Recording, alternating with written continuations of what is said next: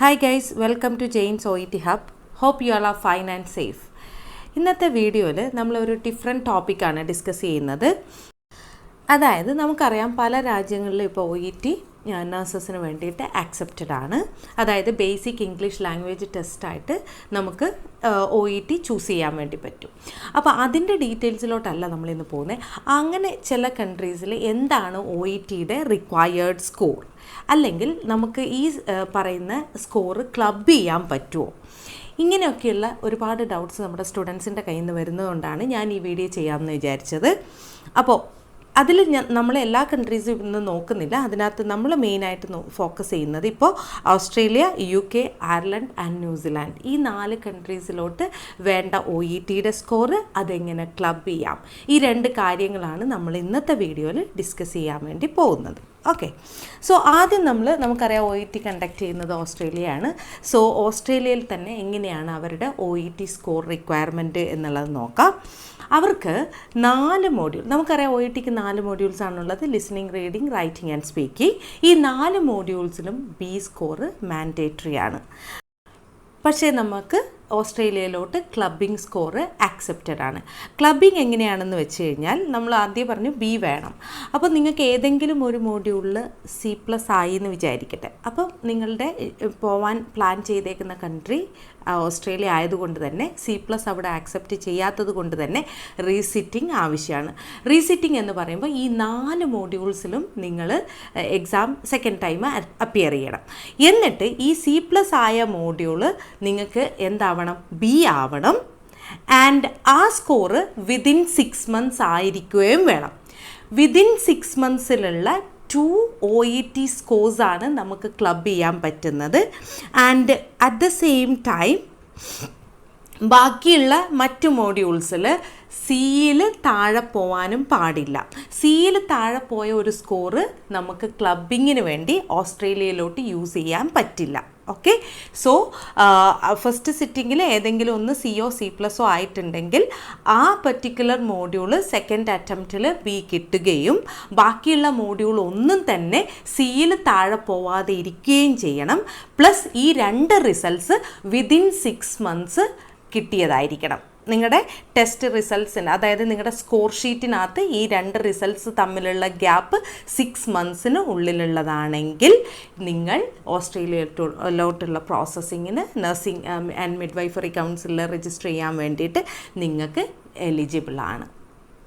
അതാണ് ഓസ്ട്രേലിയയുടെ required സ്കോറും clubbing score. അവിടെ കമ്പ്യൂട്ടർ ബേസ്ഡും പേപ്പർ ബേസ്ഡ് എക്സാമിൻ്റെയും സ്കോറ് ഒരുപോലെ വാലിഡാണ്. ഓക്കെ, ഇനി നമുക്ക് അടുത്ത കൺട്രി നോക്കേണ്ടത് UK ആണ്. ലൈക്ക് വളരെ ഫാസ്റ്റ് മൂവിങ് കൺട്രിയാണ്, ഫാസ്റ്റ് മൂവിങ് പ്രോസസ്സാണ് അവരുടേത്. അപ്പോൾ നിങ്ങൾക്ക് ഇപ്പോൾ UK ആണ് നിങ്ങളുടെ ഡ്രീം ഡെസ്റ്റിനേഷൻ എങ്കിൽ അവിടെ എങ്ങനെയാണ് സ്കോർ എന്നാണ് നമ്മൾ അടുത്ത് നോക്കാൻ വേണ്ടി പോകുന്നത്. ആക്ച്വലി അവരൊരു കൺസിഡറേഷൻ നമുക്ക് തന്നേക്കുന്നത് റൈറ്റിംഗ് സബ് ടെസ്റ്റിലാണ്. ലിസണിങ്, റീഡിങ്, സ്പീക്കിംഗ്, ഈ 3 മോഡ്യൂൾസിലും മസ്റ്റായിട്ടും B ഉണ്ടാവണം. അറ്റ് ദ സെയിം ടൈം റൈറ്റിങ്ങിൽ C+ അവരെ ആക്സെപ്റ്റ് ചെയ്യും. ഇവിടെയും ക്ലബിംഗ് സ്കോർ ആക്സെപ്റ്റഡ് ആണ്. ഓസ്ട്രേലിയ പോലെ തന്നെ UKയിലും വിതിൻ 6 monthsലുള്ള ടെസ്റ്റ് റിസൾട്ട്സ് മാത്രമേ നമുക്ക് ക്ലബ് ചെയ്യാൻ പറ്റുള്ളൂ.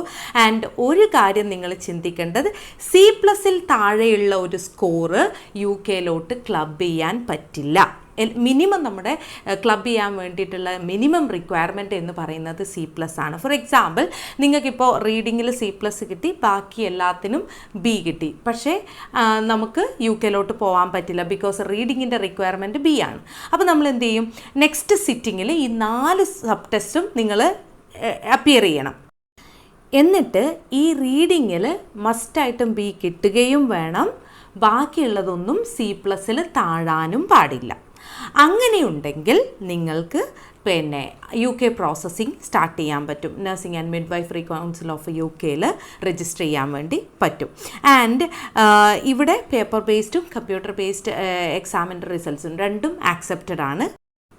പിന്നെ ഇത് കഴിഞ്ഞ് കഴിഞ്ഞാൽ, അതായത് നമ്മുടെ ഈ ഒരു OETയുടെ റിക്വയർഡ് സ്കോർ കിട്ടിക്കഴിഞ്ഞാൽ പിന്നെ നമ്മൾ എഴുതേണ്ടത് കമ്പ്യൂട്ടർ ബേസ്ഡ് ടെസ്റ്റ്, അതായത് CBT ടെസ്റ്റാണ്. ആൻഡ് അത് നിങ്ങൾക്ക് നമ്മുടെ ഏത് കൺട്രിയിലാണോ നിങ്ങളിപ്പം താമസിക്കുന്നത് അതേ കൺട്രിയിൽ വെച്ച് ആ ടെസ്റ്റ് നമുക്ക് എഴുതിയെടുക്കാൻ പറ്റും. അത് കഴിഞ്ഞ് കഴിഞ്ഞാൽ പിന്നീട് UK പോയി കഴിഞ്ഞിട്ട് നമ്മളൊരു OSCE ടെസ്റ്റും കൂടി പാസ്സായാൽ മാത്രമേ നമുക്ക് അവിടുത്തെ ബാൻഡ് 5 രജിസ്റ്റേർഡ് നഴ്സായിട്ട് വർക്ക് ചെയ്യാൻ വേണ്ടി പറ്റുള്ളൂ. ഓക്കെ, അടുത്ത കൺട്രിയിലോട്ട് പോകുന്നതിന് മുന്നേ നമ്മുടെ ഓൺലൈൻ OET ആൻഡ് CBT ക്ലാസ്സസിനെ കുറിച്ചൊന്ന് പറയാം. നമ്മൾ ഓൺലൈനായിട്ട് OETയും CBTയും പ്രൊവൈഡ് ചെയ്യുന്നുണ്ട്. OETക്ക് ബിഗിനേഴ്സിന് വേണ്ടിയിട്ട് സൂം ക്ലാസ്സസ് അവൈലബിൾ ആണ്. ആൻഡ് റിപ്പീറ്റേഴ്സിനും എക്സാം ടേക്കേഴ്സിനും വേണ്ടി എല്ലാ മോഡ്യൂൾസിലുള്ള ഇൻഡിവിജ്വൽ ക്ലാസ്സസ് അവൈലബിൾ ആണ്. അതുപോലെ സെപ്പറേറ്റ് ആയിട്ട് നിങ്ങൾക്ക് ഏതെങ്കിലും ഒരു മോഡ്യൂൾ വേണമെന്നാണ് താല്പര്യമെങ്കിൽ, ഫോർ എക്സാമ്പിൾ റൈറ്റിങ്ങോ സ്പീക്കിങ്ങോ റീഡിങ്ങോ അങ്ങനെ ഏതെങ്കിലും ഒരു മോഡ്യൂളായിട്ട് നിങ്ങൾക്ക് ക്ലാസ്സസ് വേണമെങ്കിൽ അതും നമ്മൾ പ്രൊവൈഡ് ചെയ്യുന്നുണ്ട്. അപ്പോൾ അതുപോലെ തന്നെ CBTക്കും നമ്മൾ ഓൺലൈൻ ക്ലാസ്സസ് പ്രൊവൈഡ് ചെയ്യുന്നുണ്ട്. ടൈമിങ് നിങ്ങളുടെ കൺവീനിയൻറ്റിനനുസരിച്ച് നമ്മൾ ഷെഡ്യൂൾ ചെയ്യുന്നതായിരിക്കും. അപ്പോൾ ഇതിനുള്ള ഫർദർ എൻക്വയറീസ് അല്ലെങ്കിൽ അഡ്മിഷന് വേണ്ടിയിട്ട് നിങ്ങൾ സ്ലൈഡിൽ കാണുന്ന ഈ നമ്പറിലൊന്ന് കോൺടാക്റ്റ് ചെയ്താൽ മതി. ഇനി നമുക്ക് അടുത്ത കൺട്രിയിലോട്ട് മൂവ് ചെയ്യാം. That is Ireland. അയർലൻഡ് ഒത്തിരി പേര് മൂവ് ചെയ്യുന്നൊരു കൺട്രിയാണ്. ആൻഡ് അവിടെയും OET സ്കോർ ആക്സെപ്റ്റഡ് ആണ്.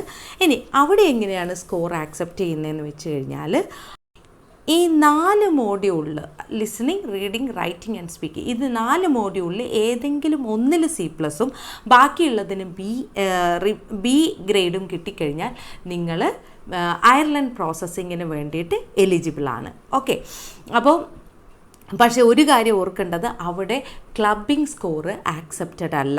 ഓക്കെ, അപ്പോൾ ഒറ്റ സിറ്റിങ്ങിൽ തന്നെ ഈ പറയുന്ന സ്കോർ കിട്ടിക്കഴിഞ്ഞാൽ 3 Bയും 1 C+, ഇന്ന മോഡ്യൂൾ എന്ന് അവർ പറഞ്ഞിട്ടില്ല, ഏതെങ്കിലും ഒരു മോഡ്യൂളിൽ C+, ബാക്കിയുള്ളതിന് B ഗ്രേഡ് മതി.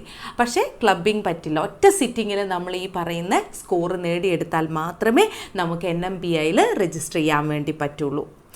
അതാണ് അയർലൻഡിൻ്റെ റിക്വയർഡ് സ്കോർ. ആൻഡ് അവരുടേതും 2 years വാലിഡിറ്റി ആണുള്ളത്.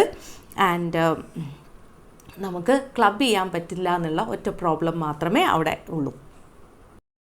അടുത്ത കൺട്രി എന്ന് പറയുന്നത് ന്യൂസിലാൻഡാണ്. ന്യൂസിലാൻഡിലും എല്ലാ മോഡ്യൂൾസിനും B ഗ്രേഡ് ആണ് അവർക്ക് വേണ്ടത്. നമുക്ക് പിന്നെ പക്ഷേ ഇവർ ക്ലബിംഗ് ആക്സെപ്റ്റഡ് ആണ്. ഓക്കെ, അപ്പോൾ 3 years വാലിഡിറ്റി ഉണ്ട് OET സ്കോറിന്. അപ്പോൾ ഈ ക്ലബിംഗ് ആക്സെപ്റ്റഡ് എന്ന് പറയുമ്പോൾ അവിടെ 1 yearനുള്ളിലുള്ള ക്ലബിംഗ് ആണ് അവർ ആക്സെപ്റ്റ് ചെയ്യുന്നത്. നേരത്തെ നമ്മൾ ഓസ്ട്രേലിയയിലും UK-യിലും ഒക്കെ 6 months ആയിരുന്നു. ഇവിടെ 12 monthsനുള്ളിലുള്ള OET റിസൾട്ട്സ് അവർ ആക്സെപ്റ്റ് ചെയ്യും. വേറെ ഒരു പ്രിവിലേജും കൂടിയുണ്ട്. ഇപ്പം നിങ്ങൾ ആദ്യത്തെ ടെസ്റ്റിൽ റീഡിംഗ് മാത്രമാണ് പോയതെങ്കിൽ രണ്ടാമത് ടെസ്റ്റ് അപ്പിയർ ചെയ്യുമ്പോൾ ആ റീഡിംഗ് മാത്രം എടുത്ത് എഴുതിയാൽ മതി. അല്ലാതെ 4 മോഡ്യൂൾസും നമ്മൾ ഇരുന്ന് എഴുതണം എന്ന് അവർ പറയുന്നില്ല. ഇപ്പോൾ സപ്പോസ് നിങ്ങളുടെ ആദ്യത്തെ ടെസ്റ്റിൽ നിങ്ങൾക്ക് റീഡിങ്ങിന് C ആയിപ്പോയി. ആൻഡ് രണ്ടാമത് അപ്പിയർ ചെയ്യണം. കാരണം നിങ്ങൾ ഇവിടോട്ട് ന്യൂസിലാൻഡിലോട്ടാണ് മൂവ് ചെയ്യാൻ താല്പര്യപ്പെടുന്നത്. അപ്പം രണ്ടാമത് ടെസ്റ്റ് എടുക്കുമ്പോൾ നമ്മൾ റീഡിംഗ് മാത്രമേ സെലക്ട് ചെയ്യുള്ളൂ. റീഡിംഗ് മാത്രം എഴുതിയാൽ മതി. ആ റീഡിങ്ങിൽ എന്ത് കിട്ടണം? രണ്ടാമത്തെ അറ്റംപ്റ്റിൽ B കിട്ടണം. ആൻഡ് അത് വിതിൻ 1 yearലുള്ള റിസൾട്ട്സ് ആയാൽ മതി. അപ്പോൾ അങ്ങനെയുള്ള ഒരു പ്രോസസ്സ് അങ്ങനെയുള്ള ഒരു പ്രിവിലേജ് നമുക്ക് ന്യൂസിലാൻഡിലോട്ട് ആക്സെപ്റ്റഡ് ആണ്. പക്ഷേ കമ്പ്യൂട്ടർ ബേസ്ഡ് അല്ലെങ്കിൽ OET അറ്റ് ഹോം ഈ പറയുന്ന ടെസ്റ്റ് അവിടെ അവർ സ്വീകരിക്കില്ല. ഓൺലി പേപ്പർ ബേസ്ഡ് ടെസ്റ്റ് മാത്രമേ അവർ ആക്സെപ്റ്റ് ചെയ്യുന്നുള്ളൂ. അപ്പോൾ ഇത്രയും കാര്യങ്ങളാണ് ഈ പറയുന്ന 4 കൺട്രീസിലോട്ട് നിങ്ങൾ മൂവ് ചെയ്യുമ്പോഴും അറിഞ്ഞിരിക്കേണ്ട OETയുടെ റിക്വയർഡ് സ്കോറും ആൻഡ് എങ്ങനെ ക്ലബ് ചെയ്യാം എന്നുള്ളതും. ഇതിലെന്തേലും ഡൗട്ടോ കാര്യങ്ങളോ ഉണ്ടെങ്കിൽ നിങ്ങൾക്കത് കമൻറ്റ് ചെയ്ത് ചോദിക്കാം. ഞാൻ അതിന് റിപ്ലൈ തരുന്നതായിരിക്കും. ഞാൻ ചെയ്യുന്ന വീഡിയോസ് ഇഷ്ടമാവുന്നുണ്ടെങ്കിൽ സബ്സ്ക്രൈബ് ചെയ്യാൻ മറക്കരുത്. നിങ്ങളുടെ കൂട്ടുകാരിലോട്ട് ഷെയർ ചെയ്യുക. അതുപോലെ thank you so much for all your support.